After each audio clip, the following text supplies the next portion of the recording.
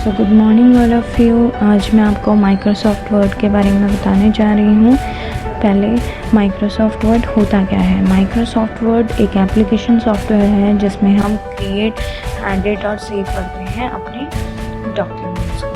ठीक है, इसमें हम लोग अपना रिज्यूम बना सकते हैं, लेटर्स लिख सकते हैं, अपने बुक्स बना सकते हैं, ठीक है, डिज़ाइंस बना सकते हैं, कवर पेजेस बना सकते हैं और बहुत सारी चीज़ें कर सकते हैं। सबसे पहले MS वर्ड को खोलने के लिए हमें क्या करना है, स्टार्ट बटन पे जाना है। ठीक है, तो वहाँ पे हम लोग टाइप करेंगे माइक्रोसॉफ्ट वर्ड। तो देखिए सबसे पहले माइक्रोसॉफ्ट वर्ड आ गया है।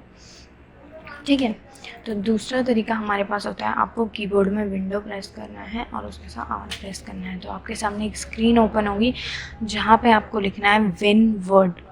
ठीक है, विन वर्ड लिखा, उसके बाद आपको प्रेस करना है। तो आपके सामने क्या हो गया है, जो MS वर्ड की जो विंडो है वो क्या होगी, ओपन होगी। तो सबसे ऊपर आपको दिख रहा होगा एकदम हाईलाइटेड रेड कलर से जहाँ पे लिखा हुआ है माइक्रोसॉफ्ट वर्ड, उसी कहते हैं हम लोग टाइटल। ठीक है, फिर उसी के राइट हैंड साइड में हमारे पास 3 बटन्स होते हैं। सबसे पहला होता है मिनिमाइज, मैक्सिमाइज और क्लोज।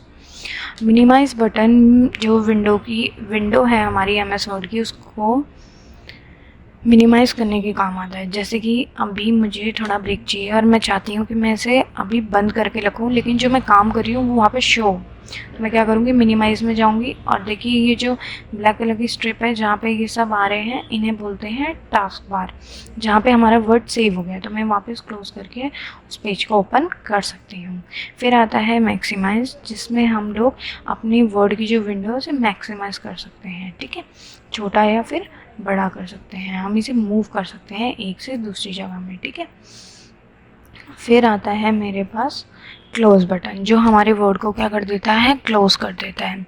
अब हम लेफ्ट हैंड साइड चलते हैं, तो ये होते हैं हमारे क्विक एक्सेस टूल बार्स, जो हमारे एक तरीके से पिन करे हुए टूल बार कह सकते हैं, जो हमें बार बार यूज़ होते हैं। जैसे कि हमने कोई डॉक्यूमेंट बनाया तो आप उसे बिना सेव करे रखेंगे तो नहीं, तो इसीलिए यहाँ पे सबसे पहला ऑप्शन है सेव का, जिसकी शॉर्टकट की होती है Ctrl+S।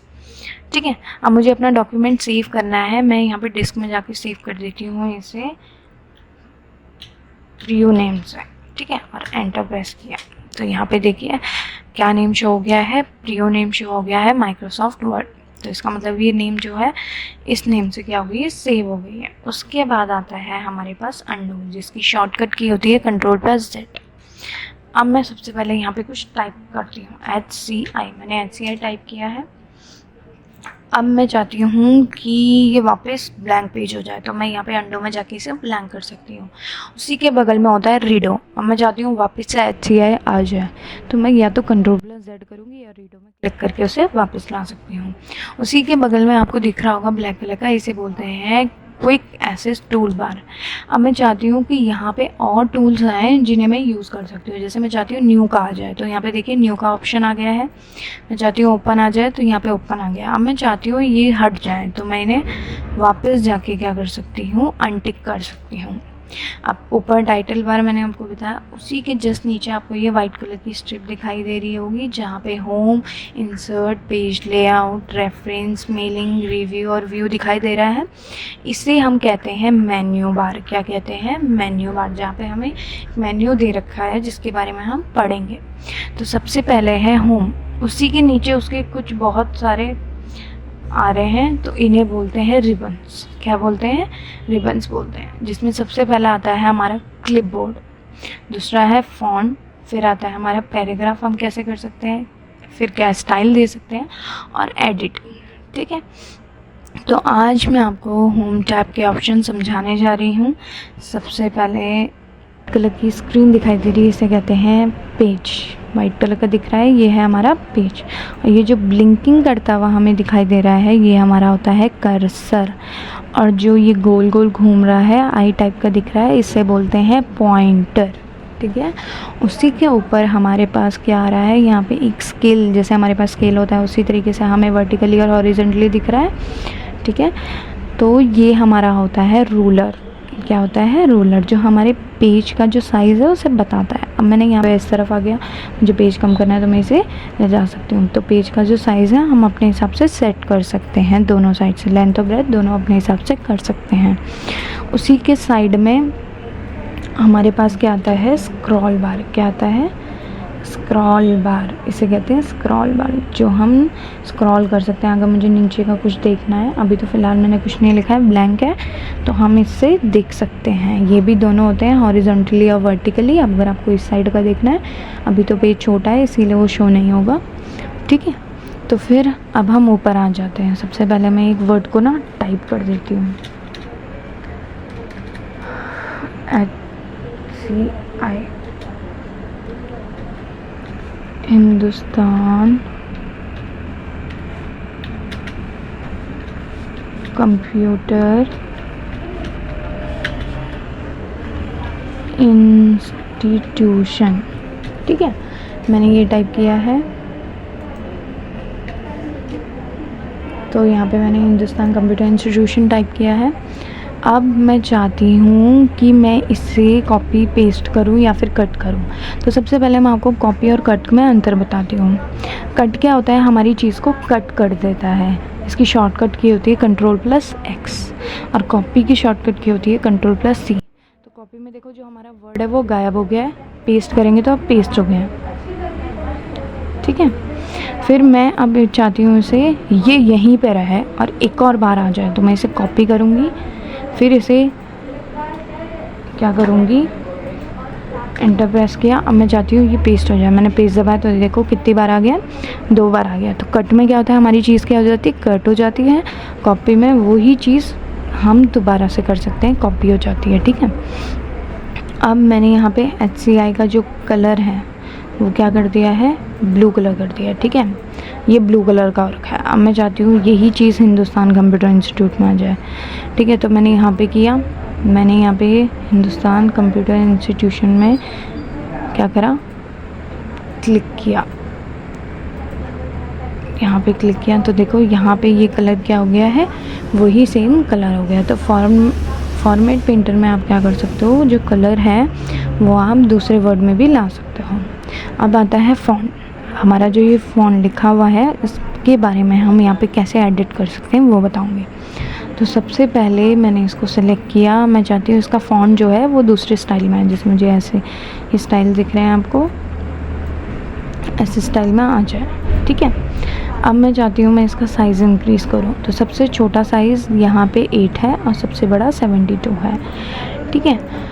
अब मैं चाहती हूँ इसका 100 साइज़ हो जाए। तो आप ग्रो फॉन्ट में जाके इसे क्या कर सकते हैं, बड़ा कर सकते हैं। यहाँ पे लिमिटेड है 72, लेकिन यहाँ से आप बड़ा कर सकते हैं और यहाँ से आप इसे छोटा कर सकते हैं श्रिंक फॉन्ट में जाके। उसी के बगल में आता है sentence case, lower case, upper case, capitalize each word. ये चेंज केस के अंदर आते हैं जिसमें आप अपने सेंटेंस को बदल सकते हैं। अब मैं चाहती हूँ कि ये एकदम सेंटेंस की तरह हो जाए। सेंटेंस कैसा होता है, फर्स्ट वर्ड कैपिटल, बाकी के छोटे। तो देखिए यहाँ पे हो गया। अब मैं चाहती हूँ सारे वर्ड छोटे हो जाए, तो यहाँ से सारे वर्ड छोटे हैं। मैं चाहती हूँ सारे बड़े हो जाएँ, तो मैं अपर केस में जा सकती हूँ। पहला वर्ड कैपिटल हो तो पहला वर्ड सबके कैपिटल हो गया, ठीक है।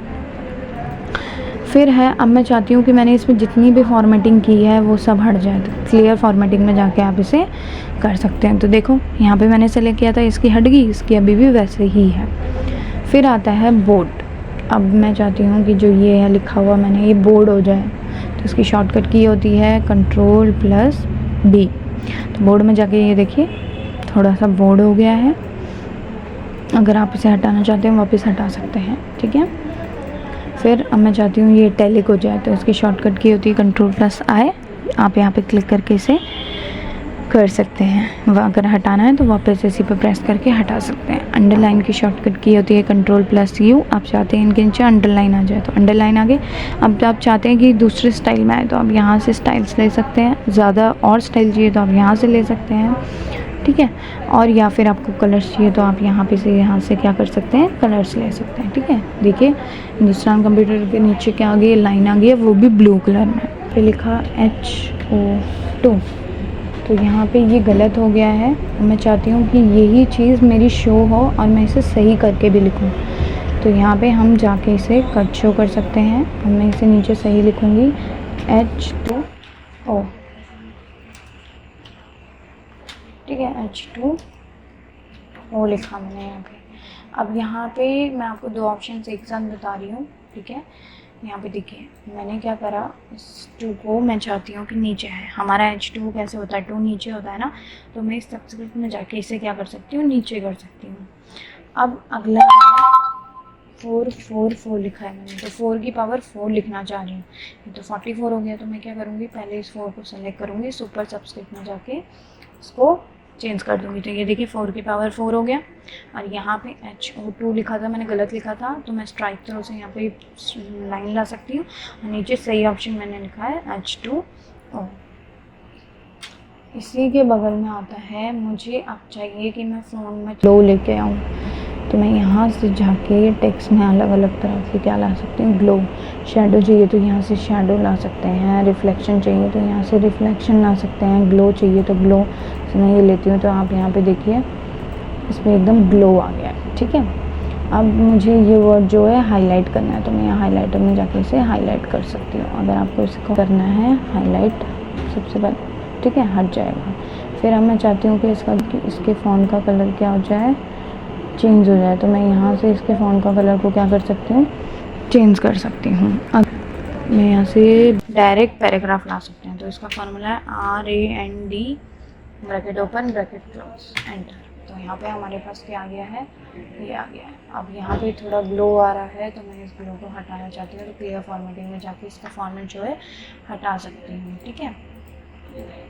अब यहाँ पे देखिए ये आ गया है। अब मैं चाहती हूँ ये एकदम कीवर्ड्स में आ जाए, तो मैं यहाँ पे से इन्हें अलग अलग उसमें क्या कर सकती हूँ, कीवर्ड्स में चाहती हूँ 1 2 3 4 में आए, तो यहाँ से मैं 1 2 3 4 ला सकती हूँ। मुझे ये हटाना है तो मैं नन में जाके इसे हटा सकती हूँ। अब मैं चाहती हूँ, ये होता है डिक्रीज इंडेंट, ये होता है इंक्रीज इंडेंट। डिक्रीज पहले इंक्रीज देखते हैं, तो मैं चाहती हूँ कि जो मेरा पेज है वो क्या हो जाए, बड़ा हो जाए, तो मैं इंक्रीज इंडेंट में जाके अपना जो है जो टेक्स्ट है वो क्या कर सकती हूँ, कम कर सकती हूँ, ठीक है। और पेज को इंक्रीज़ कर सकती हूँ, डिक्रीज़ में जाके पेज कम कर सकती हूँ और टेक्स्ट जो है बढ़ा सकती हूँ, ठीक है।